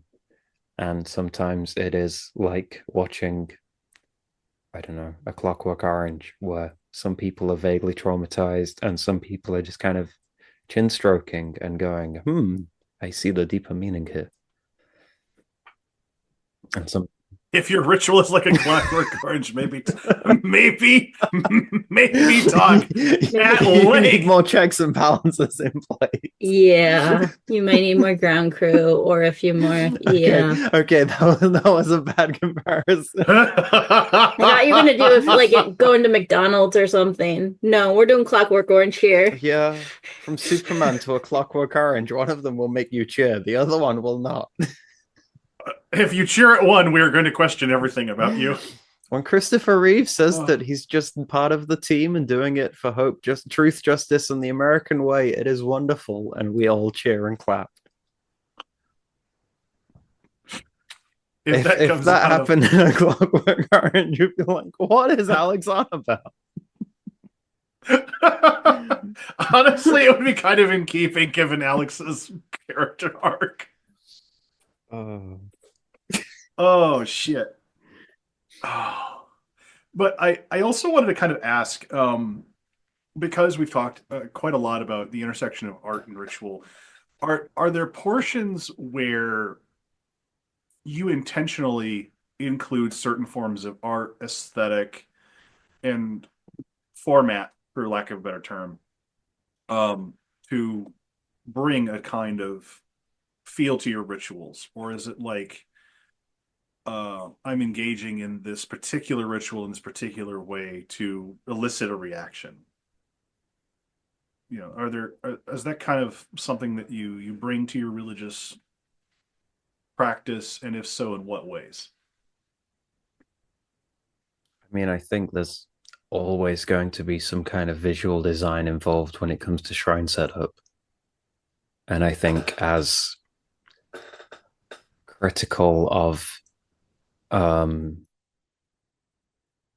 Instagram pagans, for want of a better term, as people might get, you kind of can't escape the fact that there is some part of your brain that goes, this looks good when you set up a shrine. Like it's never 100% utilitarian, and there's always some degree of this looks good, these things go together, the spacing here is pleasant, you know and so then that is kind of interior design and architecture or what have you. And then people talk about music for setting ritual atmosphere or ambience or helping you ground into the moment, which music and sound is very good for anyways. But then I know I've said before in the past that because music seems so omnipresent, sometimes having no music for ritual can kind of make those moments stand out even more. Because to an earlier point of yours, kind of when you were talking about art being everywhere more than ever, like music very much so. Like you hear people blasting it out of Bluetooth speakers, it's on every advert, it's on every film, it's on every TV scene. It's coming out of phones, it's people's ringtones, it's playing in shops when you go into them everywhere these days. To the like people can't travel without music on, and kind of there's the big criticism these days of, are people actually actively listening to music or is it just wallpaper? That's actually becoming a critique of like Netflix, even.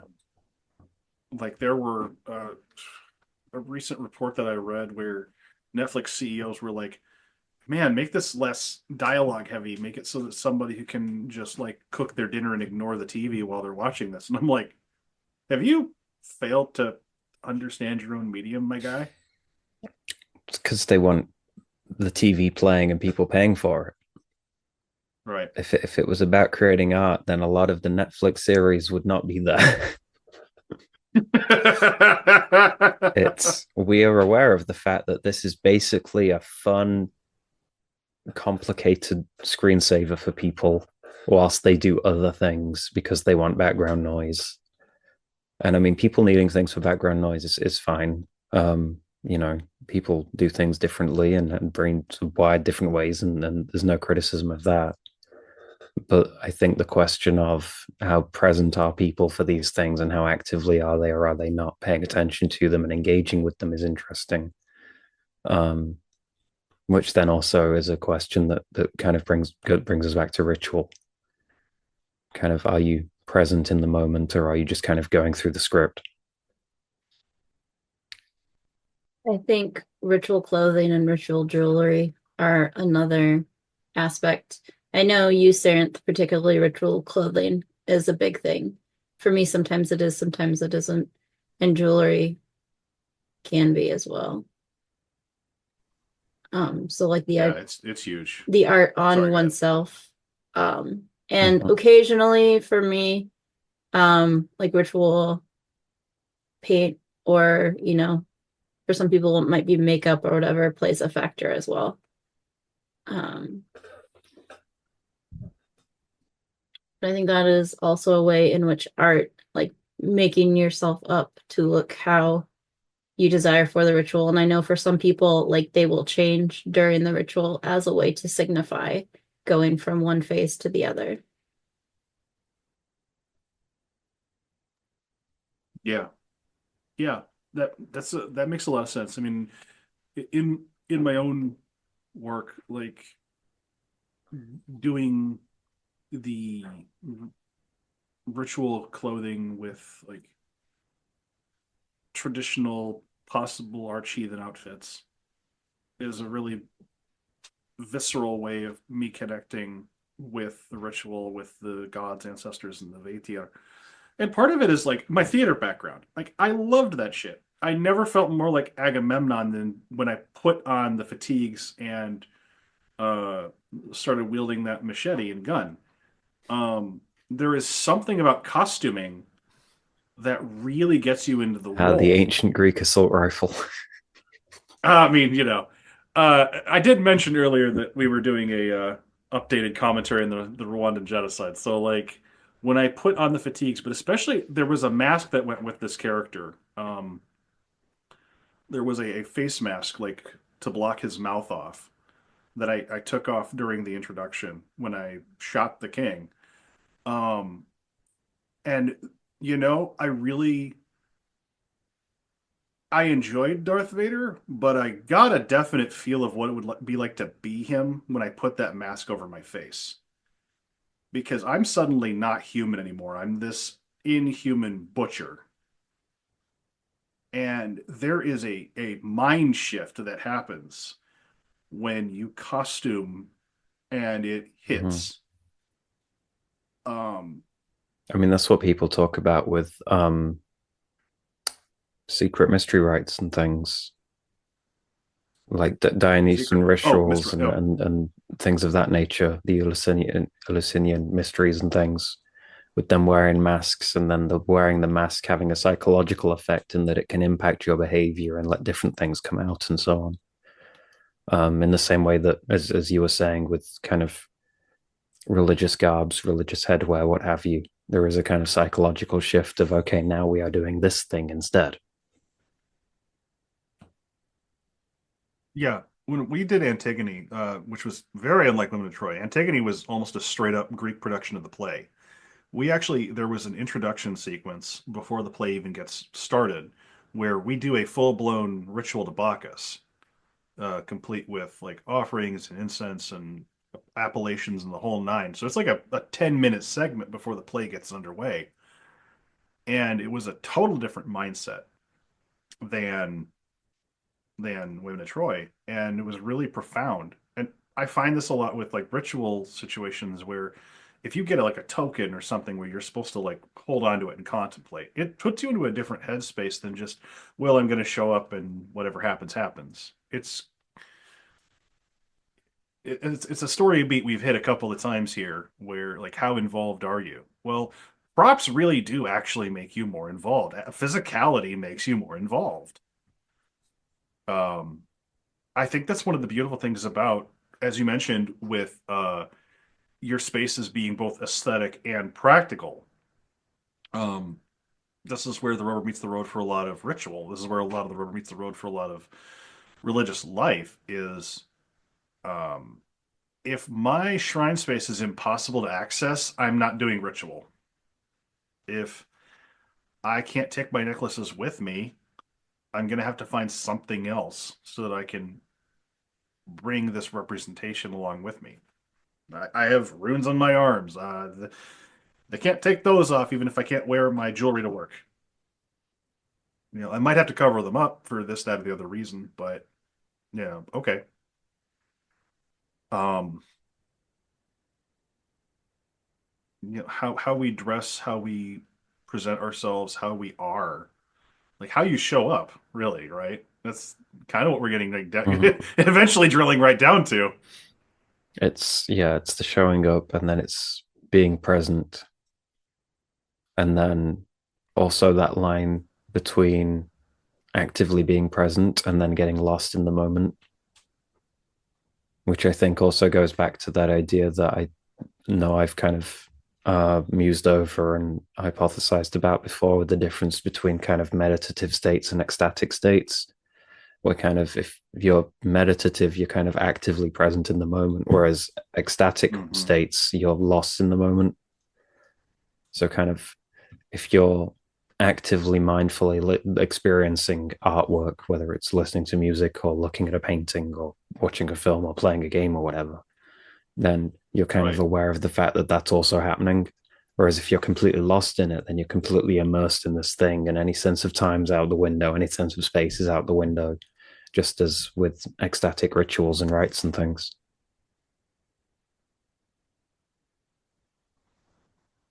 So I guess my question is, since we've talked about this quite a in a roundabout way, do you think that modern pop culture, in whatever form you wish, can broach into or become spiritual or religious?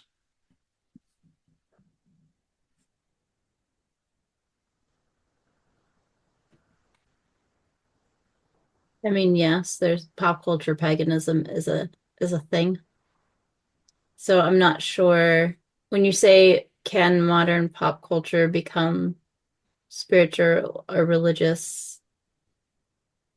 Like I think So religion is like started out with pop culture, like to be in a way of myth sharing, storytelling, and that leading to plays and skits and rituals and like so I think in a way there is it starts out as I don't know if there's a lot of nuances to that, but I think that is an aspect of religion from the beginning to a certain extent. Maybe not every religion, but it's not an uncommon aspect of a lot of religions. Yeah, I mean, I was thinking when you asked, can pop culture be religious? I was kind of thinking, well, I know for a fact that they're making cartoons for Muslim kids, and Disney had that film a couple of years back that I'm blanking on the name of, which was based around Dia de los Muertos. Coco? Coco, yes. Coco. Which is, that's a very Catholic film. Like, yeah. I guess what I'm getting at is, maybe this is a modern thing. Maybe because if you take the tack that pop culture is the myths and the legends that we tell each other, sure, pop culture makes sense in that card. I think maybe it's the artificiality or the materiality that we are awash in that I asked that question on, because it's one thing to have like I say a David Lynch film, and it's meant to be an experience. It's crafted to be an experience. You're meant to experience it in whatever that is. Okay. So that kind of cynical, very corporate, very mainstream, very much kind of the shallow pop culture that is kind of, the Pepsis and the Cokes and the Disney's Marvel Avengers, and you're talking about that, and can that have kind of a spiritual element to it? Right, because we've gone roundabout where, if AEW is your thing, that's totally cool. You're not expecting it to be actually Shakespeare is not a very good comparison, because Shakespeare and AEW I think could be very similar comparison. Of a kind. You know when Romeo drop kicked that guy so he could go be with Juliet, yeah, and then he died because he chokeslammed himself. Yeah. Yeah. I think it's a great comparison, actually. Yeah. You know how Macbeth became king because he drop kicked that guy through a window? I would say, Saranth, that it goes back to choice. I think there are a lot of things and we can use them in different ways, and it's up to how we choose. Like, I don't see anything wrong with pouring out a glass of Diet Coke for an offering for a specific spirit that I have a relationship with, if I feel like that spirit might like that, or if I really like that and that's my way of sharing something that brings me joy with that spirit. Now, I haven't really done that in that I remember specifically with like Diet Coke, but I think it's definitely doable. And so I think we can choose to bring things into our religious sphere that might be from the pop cultural sphere. But it's like a choice. I mean, sphere, Macbeth speared that guy through the ropes, and then that was how Banquo died. Yeah. I think for me, the two big points there are, or the two big kind of things to touch on with that question, are entry points and staying power. So, I mean, we've seen it with heathenry time and time again, where people's introduction to heathenry is from Marvel's Thor, whether it's the comics or whether it's the film adaptations or whatever. Right. And there's or Vikings TV the Vikings TV show, or the Ragnarok TV show, or Norsemen or Northmen, or the Gods of War video game recently, or whatever. And that's fine. That entry point is whatever that entry point is. I think the other thing, though, is then staying power, which is that if you experience these things or watch these things or play these things or whatever, and you get something from it, that's great. But then the question is, will you get something from it to a similar degree or a comparable degree if you revisit it? If you revisit it, does it seem just as profound and touching?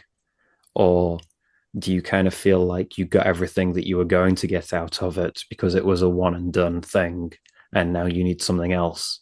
And at that point, do you go back to them and ask for whatever the sequel is? Or are you looking for something that's maybe a bit chunkier, generally, anyways? I suppose the angle I was starting to take it in, and I didn't realize this until we talked it out, because these points seem kind of obvious now that we've talked this point out a bit.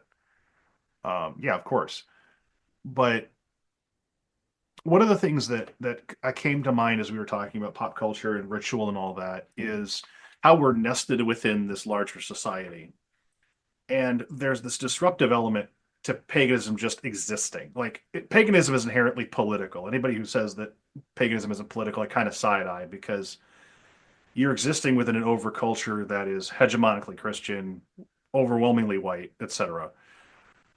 And I wonder if we're occupying the same splinter space as like Adbusters did for advertising, or think of your niche counterculture movement, and how useful or not useful it is to hack the pop culture devices around us in terms of like bringing our ideas to the forefront. Like, I hear this kind of talk in leftist spaces a lot, where you kind of have to have these conversations at different levels depending on where you're at with this person, right?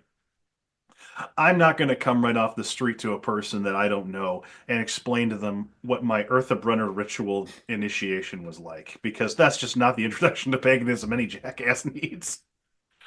Um, but I do know that me just being outwardly pagan at work is disruptive. It makes a difference in people's lives. Just being who and what I am, being forthright about what I am. And I wonder about the counterculture nature getting us lost in the sauce, because at what point do you just like burn out your rebellious streak, and there's, like you said, like there's nothing to come back for after the third or fourth take, right? And I guess that I'm just kind of in this contemplative headspace with since you proposed the topic of like, how do we keep our distinctiveness, not disappear into the pop culture, but still somehow live our lives, but also, I think maybe this is just the conundrum everybody faces, but it's not unique to us. But I don't know. It's just, this is where my head went, and I wasn't sure quite how to get there. But it's one of those things where I hear from magicians who are like, yeah, well, I'm going to use the McDonald's logo to effect this change, and this worked in this capacity. Like, this is something I hear from chaos magicians, and it's a fascinating bit of magical play with existing symbol sets. Like, you're not going to make McDonald's eat itself, but maybe you can use the corporate logo as a means to a magical end or something.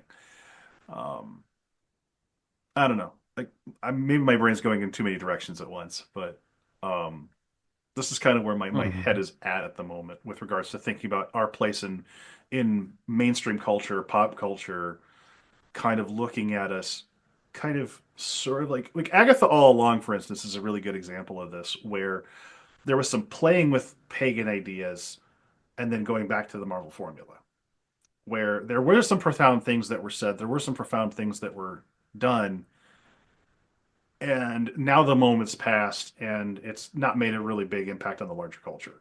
But it was really cool to talk about it for a little bit there with the, what's, 7, 8, 9 episodes or whatever. I think I'm on episode 6. I haven't finished the series.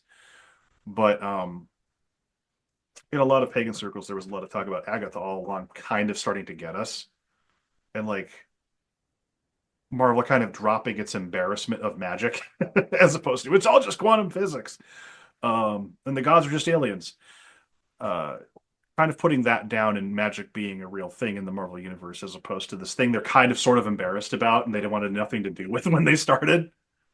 I wonder if that's maybe indicative of the overall trend or what have you. So it's just, my brain's going a lot of different directions. I'm rambling, so You're good. We're hope at about time anyways. We've been talking for a while, and there's been some big questions and points, and hopefully plenty for listeners to chew on. hopefully not too much. Yeah, I mean, the only thing that I will say regarding considering entry points when talking to people unfamiliar with things, because when you're, very familiar with things, you kind of know it at all levels. My fiance's intro to David Lynch's works was the short film What Did Jack Do, which came out in 2017, and that was not a good entry point for David Lynch. I thought it was amazing, and as I was watching it, was sitting there looking at her at the corner of my eye going, oh no, oh no, oh no, as we're watching David Lynch interview a monkey. And I'm like, this was not a good entry point.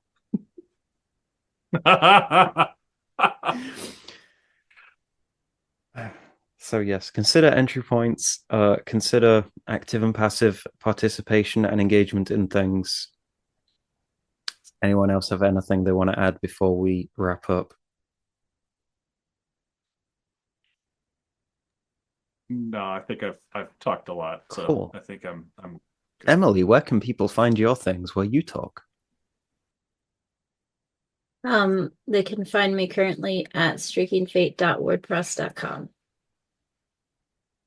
And you can find my stuff via linktree/snowthegoth and my music and where I be. And I am also on the Around Grandfather Fire Discord server, which you don't have to be on the Patreon to join.